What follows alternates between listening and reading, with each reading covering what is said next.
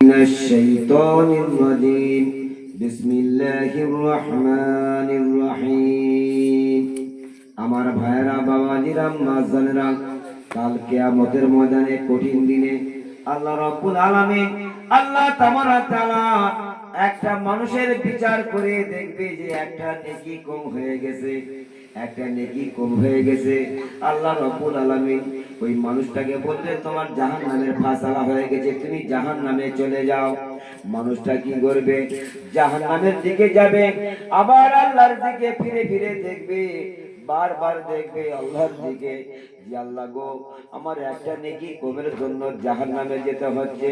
আল্লাহ রাব্বুল আলামিন জাহান্নামের ফায়সালা করে দিয়েছে, কিন্তু মানুষটি দুপা যাবে, আবার আল্লাহর দিকে চেয়ে দেখবে, আবার খানিকটা যাবে, আবার আল্লাহর দিকে চেয়ে দেখবে। আল্লাহ বলবে বান্দারে তোমার তো জাহান্নামের ফায়সালা হয়ে গেছে, আজ তুমি কেন আমার দিকে বারবার তুমি দেখো? আল্লাহ রাব্বুল আলামিন আল্লাহ তাবারক তাআলা লোকটিকে জিজ্ঞেস করবে যে তোমার তো জাহান্নামের ফায়সালা হয়ে গেছে, তুমি জাহান্নামে চলে যাও, তুমি দুপা যাচ্ছ, আবার দাঁড়িয়ে আমাকে দেখছো কেন? লোকটি বলছে আয় খোদা, আয় পরওয়ারদিগারে আলম, আমার একটা আবেদন ছিল, আমার একটা কথা ছিল, আজ আপনার কাছে বলবো খোদা গো তুমি যদি আমাকে একটু সুযোগ দাও। তখন বলছে আল্লাহ যে বলো বান্দা তোমার কি অসুবিধে, তোমার কি মনের চাহিদা, তুমি একবার আমার কাছে তুমি খুলে বলো।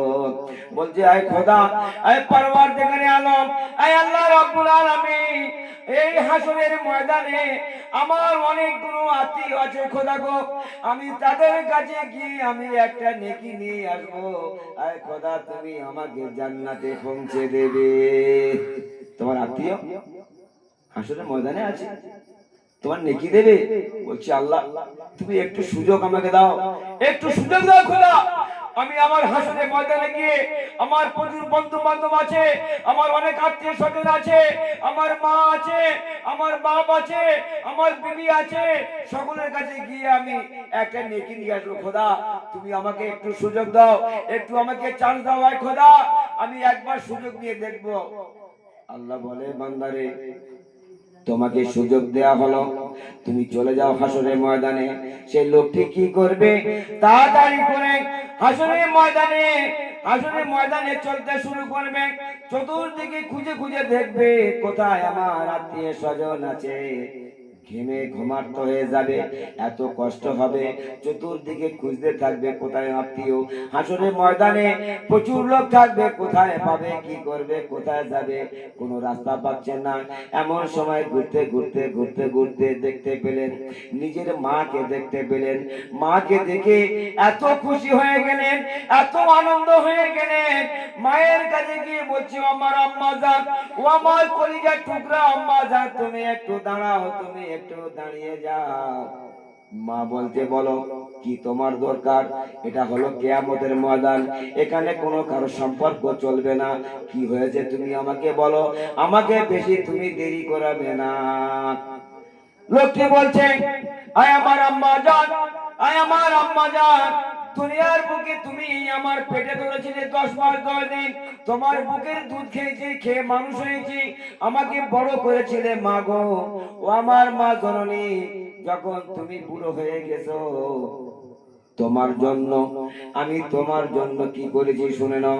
আমি কলকাতা থেকে সুন্দর সুন্দর খাবার, সুন্দর সুন্দর শাড়ি তোমার জন্য এনে দিয়েছি মা গো। তোমাকে ডাক্তার দেখিয়েছি, তোমাকে মহব্বত করেছি, তোমার ভালোবেসেছি ও আমার মা। আজকে আমি একটা বিপদে পড়েছি, আজ আমি একটা দুঃখের মধ্যে পড়ে গেছি আমার মা। ও আমার মা, আজ তুমি একটা নেকি আমার দান করো, আল্লাহ রাব্বুল আলামিন আল্লাহ তাবারক তাআলা আমাকে জান্নাতে পৌঁছে দেবে। মা বলছে সরে যাও, দূরে হয়ে যাও আমার কাছ থেকে। আমার দুনিয়ার বুকে কোনো সন্তান ছিল না, আমি দুনিয়ার বুকে আমার বিবাহিত হয়নি, আমি অবিবাহিত ছিলাম, তুমি দূর হয়ে সরে যাও, তা না হলে আমি আজ তোমাকে মাথায় পাথর মেরে শেষ করে দেবো। তুমি আমার কাছ থেকে সরে যাও, দূর হয়ে যাও, আমি তোমাকে দেখতে চাই না। মা তাড়িয়ে দিল। সেখানে কিয়ামতের ময়দানে সমস্ত মানুষ পেরেশানি থাকবে, কেউ কারোর দিকে ফিরে তাকাবে না, কারোর কথা শুনবে না, শুধু একটাই শব্দ হবে, জয় খোদা আই পরওয়ারদিগার আলম, আমার কি হবে, আমার কি হবে। প্রত্যেকটা মানুষ চিন্তা করতে থাকবে। সেই মানুষটা কি করলো দেখুন,